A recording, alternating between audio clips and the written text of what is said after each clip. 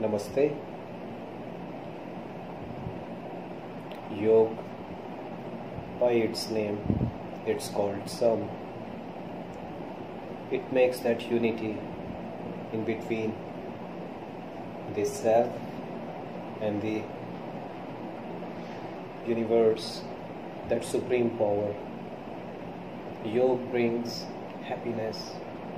Yoga brings prosperity. My life, my yoga, I included yoga in my life. It completely changed. It changed me. It allowed me to feel myself. Who am I? To be a teacher, to distribute this knowledge everywhere. Because yoga is one. Yoga is unity. Yoga is Sam. Yoga is for everyone. Without any discrimination, without any racism. Yoga is for everyone.